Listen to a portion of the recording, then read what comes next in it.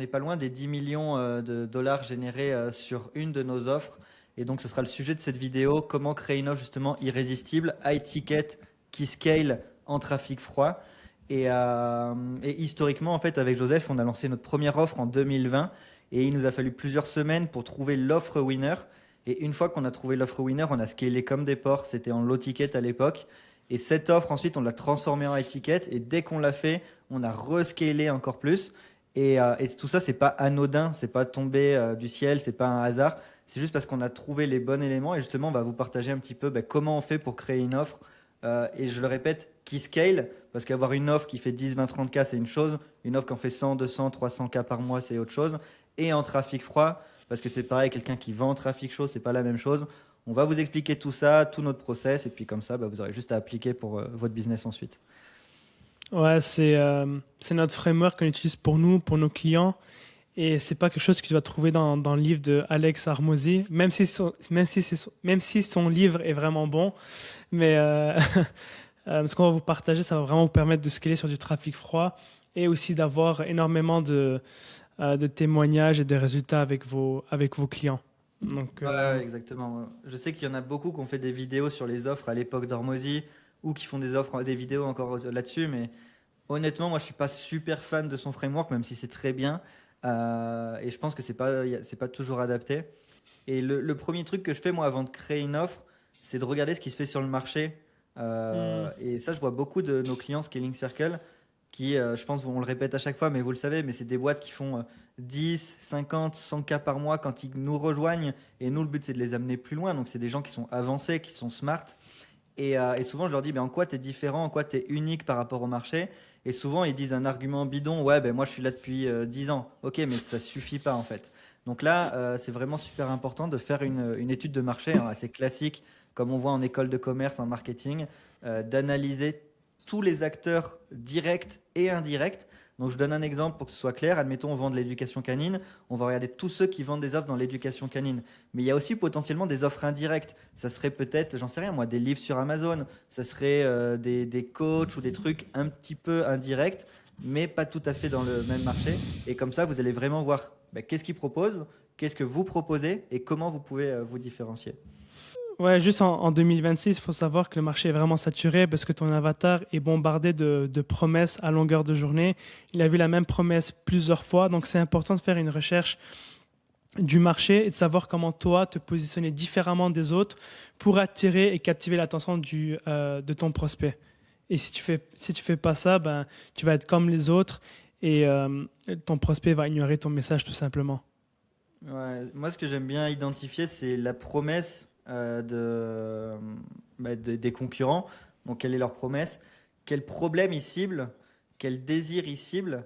Et quels sont leurs mécanismes? Est-ce qu'ils ont une garantie? Est-ce qu'ils jouent sur le branding? Est-ce qu'ils jouent sur la preuve sociale? Vraiment trouver un petit peu les angles. Et déjà, ça va vous donner des idées pour vous parce qu'on peut s'inspirer de ce qui se fait sur le marché et surtout de comment se différencier. Et je me souviens à l'époque, quand j'étais beginner, j'avais démarré un peu de SEO. Et il y avait une règle à l'époque, c'était tu prends je sais pas, les trois concurrents sur ton mot-clé. Et en fait, tu fais mieux et plus. Donc s'ils font 1000 mots sur leur sujet, tu vas faire 1500 mots et t'améliores. Tu regardes où est-ce que c'est un peu pourri et comment tu peux faire mieux et c'est tout. Et aujourd'hui, cette logique, elle est toujours vraie, je pense, sur le marché. Et chaque semaine, je fais des audits de personnes qui voudraient nous rejoindre dans Scaling Circle. Et je pense à une personne que j'ai eue il n'y a pas longtemps. Et en fait, elle est stuck à 30, 35 k par mois grand max. Mais en fait, son offre, elle n'est pas différente. Le message, il n'est pas différent. La livraison n'est pas différente. Donc lui, il pense que c'est différent parce qu'il dit oui, mais moi. Et on est tous comme ça. Mais en réalité, si on est factuel et qu'on regarde de l'extérieur, il n'y a aucune raison de venir chez toi plutôt que chez ton concurrent, même si tu sais que intrinsèquement ton concurrent est moins bon, etc. Donc, je pense que c'est super important de faire vraiment cet effort de recherche de concurrence, de voir leurs messages, voir leurs promesses, et ensuite travailler sur ton offre, mais d'abord de regarder ce qui se fait sur le marché. Ouais. Ensuite, une fois que tu as fait ta recherche, il faut définir le parcours client. Et en gros, c'est très simple. Ton client, avant de venir chez toi, il est dans une situation A où il est triste, où il a plein de problèmes, de frustration. Et situation B, c'est ce qu'il veut atteindre, donc son objectif. Et en gros, toi, ce que tu veux faire sur le parcours client, c'est d'énumérer toutes les étapes qui vont te permettre de passer du point A au point B le plus rapidement possible. Donc ça, c'est le premier exercice à faire. Et c'est ça qui va te permettre de mieux structurer ton offre. Et par la suite, on peut rentrer en détail comment les trouver, etc. Mais ça, c'est la première chose à faire pour comprendre le parcours client et commencer à créer ton offre. Ouais. Et on y revient, et ça c'est pareil, on y a le droit à chaque vidéo, mais pour connaître le point A et le point B, il faut connaître son avatar et donc faire une recherche en profondeur. Je sais que vous le savez, je sais qu'on vous le répète pour ceux qui regardent régulièrement les épisodes, mais encore une fois, on voit à quel point c'est primordial. Parce que là, si tu commences à dire, ok, bah, je fais ce qu'ils me disent, je définis mon parcours client, point A, c'est une femme qui a trop de gras, point B, c'est une femme qui est tonique. Ben, en fait, ça se trouve, c'est même pas ce qu'elle veut. Elle s'en fout d'être tonique et elle veut juste autre chose. Donc, ça dépend vraiment de votre avatar et ça, c'est important de le connaître. Donc, encore une fois, faites des recherches avec l'IA, vous-même à la main, regardez ce qui se fait sur le marché, parlez à vos clients. Vous pouvez extraire, je sais pas, toutes les interviews clients que vous avez, tous les onboarding clients que vous avez, etc. pour vraiment identifier des patterns sur le point A et le point B. Mais en fait, si de base, ici, à ce moment-là, vous vous trompez de destination, bah, votre offre, elle sera peut-être bien, mais elle ne sera pas adaptée à l'avatar et donc ça ne va pas scaler derrière, quoi. Ouais, et chaque parcours, donc chaque étape doit répondre à une objection du client. Donc quelque chose qui le freine justement pour atteindre son objectif. Donc disons qu'on lance une offre pour les coachs qui génèrent entre 10 et 30 000 euros par mois. Quelle peut être la première objection qui va l'empêcher justement de passer au point suivant? Bien souvent des cas, c'est avoir le bon système de vente. Donc, dans notre offre, la première étape, ça va être avoir le bon système de vente. Une fois qu'il a le bon système de vente, quelle peut être la prochaine frustration, le prochain blocage? Et là, on peut euh, passer à l'offre, par exemple, parce qu'avoir le bon système sans une bonne offre, ça ne servira à rien, tu vas perdre de l'argent. Donc, comment créer une offre, comme on est en train de faire dans cette vidéo, Inception. Et ensuite, ouais, si tu veux enchaîner avec le reste. Ouais, bah c'est ça. En fait, moi, je me pose vraiment la question de haut, c'est quelles sont les grandes étapes par lesquelles le prospect doit passer. Donc là, effectivement, c'est avoir je sais pas, la bonne offre, puis le bon système, ou peu importe le sens. Mais en fait, si tu as le bon système mais que tu n'as pas de vue, ça sert à rien. Donc il te faut du trafic, donc il te faut des ads. Et si tu as les meilleurs ads mais que tu n'as pas de système de back-end, tu ne seras pas rentable. Et si tu n'as pas des bons closers, bah, tu ne closeras pas, etc. Donc c'est important d'identifier, ça peut être 3 points, ça peut être 5, ça peut être 6, ça peut être 7, peu importe. Mais quels sont les plus gros dominos en fait, qu'il doit absolument faire tomber pour arriver justement à son objectif. Et ici, je pense que c'est super important d'être concis, de ne pas vouloir tout mettre, parce qu'il faut vraiment identifier les grands piliers les plus importants. Donc là, dans notre exemple théorique, bah, enfin c'est même pas théorique, c'est ce qu'on a fait nous-mêmes quand on a créé l'offre Scaling Circle. C'est ça, on s'est dit, il faut la bonne offre, il faut le bon système, il faut des ads, il faut que les ads soient rentables avec le back-end, il faut une bonne équipe de closing. Et le dernier point, c'est la partie structuration, donc savoir gérer ses chiffres, etc. Et on sait que si le prospect qui est au point A, il passe par toutes ces étapes, alors il va forcément arriver au point B et être content. Parce qu'il manque aucun pilier, il y a tout ce qu'il faut, etc. Ouais, il va être super content.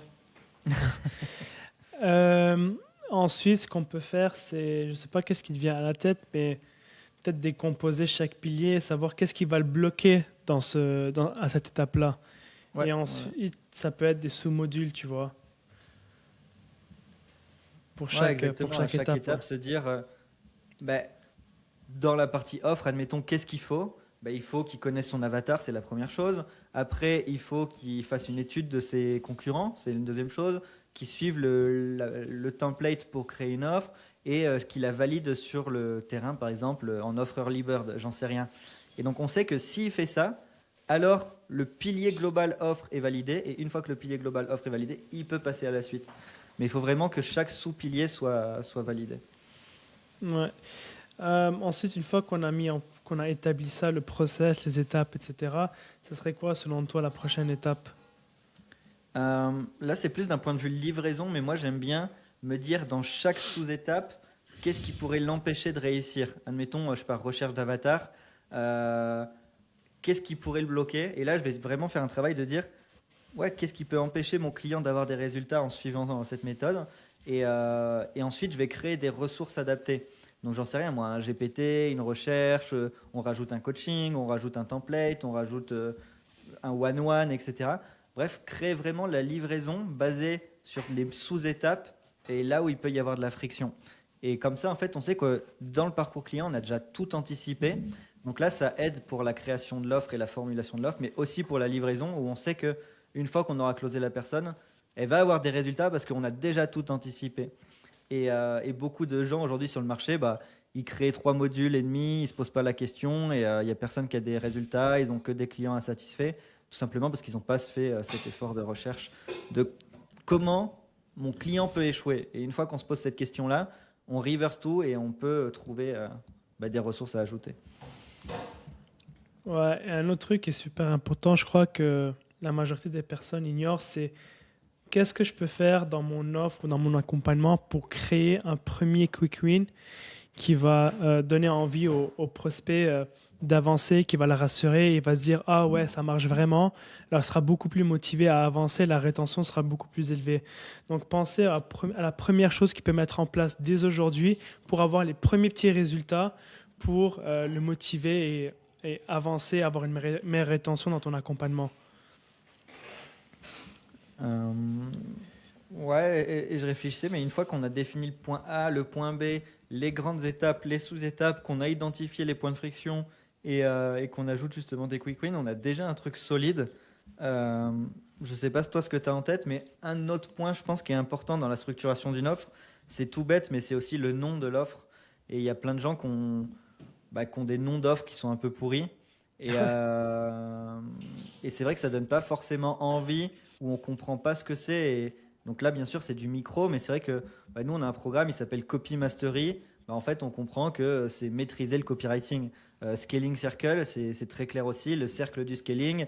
On comprend qu'on est dans un mastermind, qu'on est là pour scale, etc. Et si on regarde, tous ceux qui ont créé des grosses offres, ils avaient toujours des noms qui sont faciles à mémoriser, qui sont faciles à prononcer, qui sont hyper clairs. Donc c'est une composante qui aide. Donc bien sûr, là c'est vraiment un petit pourcentage. C'est pas parce que tu as un nom pourri que tu vas jamais scaler. Mais je le vois souvent dans les audits où les noms sont un peu pourris et forcément ça donne pas confiance, ça donne pas envie, etc. Ouais, et ensuite, ce qu'on peut faire pour déterminer un peu le pricing, c'est de vendre à la valeur. Est-ce que ça va rapporter à ton client? Et aussi le coût de l'inaction. Donc, ça lui coûte quoi d'aller chez quelqu'un d'autre, de le faire tout seul, etc. Et une fois que tu établis tout ça et tu énumères toutes ces choses-là, tu pourras pricer ton offre selon la valeur ajoutée et aussi sur le coût de l'inaction et ce que ça lui coûte de le faire tout seul dans son coin sans ton accompagnement. Donc ça, c'est super important aussi de maîtriser tout Ouais. ça. Ouais, non, c'est clair. Et je sais que au tout début de Scaling Circle, j'avais fait un appel avec une prospect qui était même pas dans la cible. Et elle m'avait dit, ouais, non, mais là, le prix que tu me dis, genre, moi, je peux aller aux USA me former, etc. Tu vois. En fait, elle n'avait pas compris la valeur ajoutée, elle n'avait pas compris le positionnement. Et je lui ai dit, ok, va aux États-Unis te former avec lui, du coup, dans ce cas-là. Et donc, c'est super important. En fait, le prix aujourd'hui, faut vraiment que vous-même vous dites, putain, mais là, je vends pas cher. Et genre, nous, aujourd'hui, on vend une offre qui est à plusieurs 5 chiffres. Et pourtant, quand on la vend, genre, je sais que la personne en face, elle fait une putain de bonne affaire. Et limite, on se fait escroquer, quoi. Et c'est pour ça qu'on augmente régulièrement les prix, d'ailleurs. Donc, si jamais tu voulais nous rejoindre, réserve ton audit tant que c'est possible, parce que de toute façon, on augmente régulièrement les prix. Mais il faut vraiment qu'il y ait cette sensation de se dire, l'offre, de vous-même, hein, l'offre est super bonne. Genre moi-même, si je suis débutant ou moi-même, si je suis dans la cible, aujourd'hui, je l'achète les yeux fermés et je pourrais la recommander à n'importe qui, à mon voisin, à mon oncle, à ma sœur. Genre, faut que vous soyez à l'aise vous-même avec votre offre. Et encore une fois, je sais que c'est un truc qui gêne beaucoup de personnes sur le marché où ils sont pas à l'aise, tout simplement parce qu'ils sont même pas convaincus eux-mêmes. Donc, si vous n'êtes pas convaincu vous-même, vous n'allez pas pouvoir être convaincant dans votre marketing. Ouais, une dernière chose, je pense, on l'a pas dit, c'est que ton offre doit être en lien avec ton mécanisme unique. Donc, en gros, ton mécanisme unique, c'est ta méthode qui est spécifique à toi, qui te différencie des autres. Et ton offre, ça va permettre justement aux gens, aux prospects, d'atteindre son résultat. Donc, ça doit être cohérent avec ton mécanisme unique. Sinon, la personne va rejoindre ton accompagnement et va se dire, mais c'est quoi ce bordel? Je comprends pas. C'est pas ça que tu m'as promis dans la VSL, dans le webinaire. Donc, c'est pour ça, c'est important d'avoir une cohérence entre l'offre et le mécanisme unique. Et voilà. Je réfléchis si ouais, un autre truc qu'on n'a pas dit, une fois qu'on a fait tout ce parcours et tout ça, bah, c'est de résumer tout ce travail-là dans l'USP, donc bah, la proposition de vente unique, Unique Selling Proposition. Et il faut qu'on soit capable de résumer justement bah, notre promesse en une phrase. Dans quel objectif? Ben, en fait, c'est un peu le test du beau-parent. J'avais lu ça dans un livre marketing à l'époque. C'est si tu rentres dans une pièce, qu'il y a tes beaux-parents, ils t'ont jamais vu, tu dois être capable de leur expliquer en une phrase ce que tu fais et ils doivent comprendre. Donc si tu commences à dire, bah alors en fait, moi, c'est simple, tu vois les pubs sur Internet, c'est moi qui les aide et tout ça. En fait, on comprend rien et le mec, il est perdu. Donc il faut vraiment que ce soit simple, que ce soit fluide et que tu puisses lui expliquer et qu'il comprenne directement. Donc pour ça, il y a le framework hyper connu, hyper classique mais qu'il faut maîtriser, c'est j'aide les X à faire Y sans Z.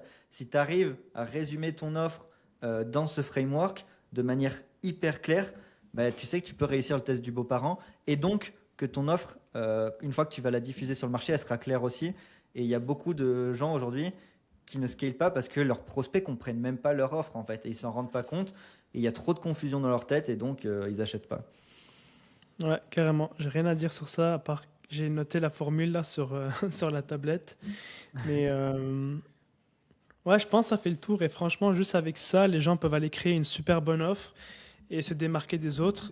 Je sais pas si toi, il y a un truc qui te vient en tête, mais Bah, une fois on est passé rapidement dessus, mais quand on a fait notre étude de marché, c'est important de trouver justement, et c'est un peu ce que tu disais au-dessus pour le mécanisme unique, mais de trouver des leviers, des moyens qui sont non concurrençables et qui va vous permettre de vous différencier. Donc j'en sais rien. Typiquement, nous sur Scaling Circle, qu'est-ce qui nous rend non concurrençable? Bah, déjà, c'est notre expérience. Joseph, il s'est lancé en 2013, moi en 2018. On a généré des millions pour nous, donc ça c'est factuel. On se forme nous-mêmes aux États-Unis sur des investissements à 50 000, 70 000 dollars. Donc ça, on sait que le marché peut pas y accéder et donc c'est non concurrençable. C'est toute la data qu'on a emmagasinée avec les dizaines et dizaines de clients Scaling Circle qu'on a eu. Donc on sait ce qui marche, on sait ce qui marche pas. On a nous-mêmes été dans les coulisses de business.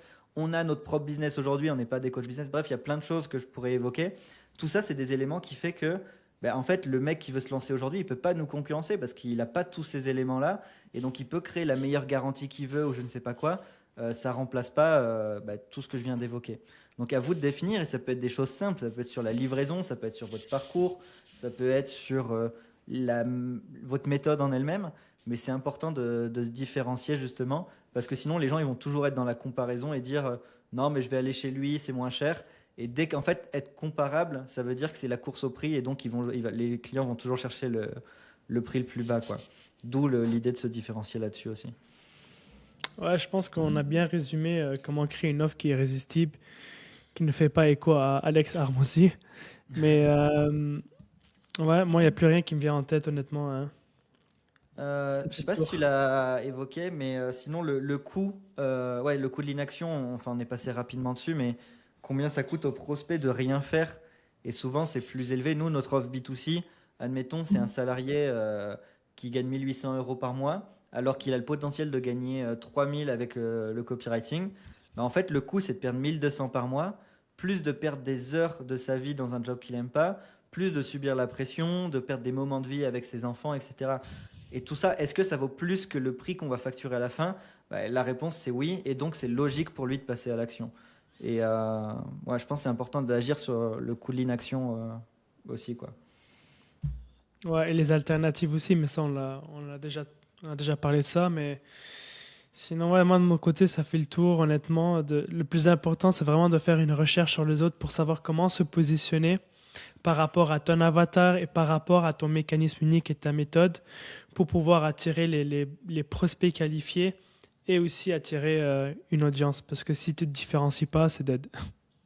Yes, donc bah voilà, vous n'avez plus qu'à appliquer, vous suivez ça étape par étape, vous vérifiez si votre offre, peu importe le chiffre que vous faites aujourd'hui, elle correspond à ces critères. S'il y a des critères manquants, bah, bossez dessus. Et si vous voulez notre aide pour l'implémentation de ça, justement, et nos conseils pour l'offre, pour l'avatar, pour le marché, pour le tunnel, le système, les ads, les emails, les closers, etc., il y a un lien juste en dessous, vous réservez votre appel et on voit comment on peut vous aider ou pas, tout simplement.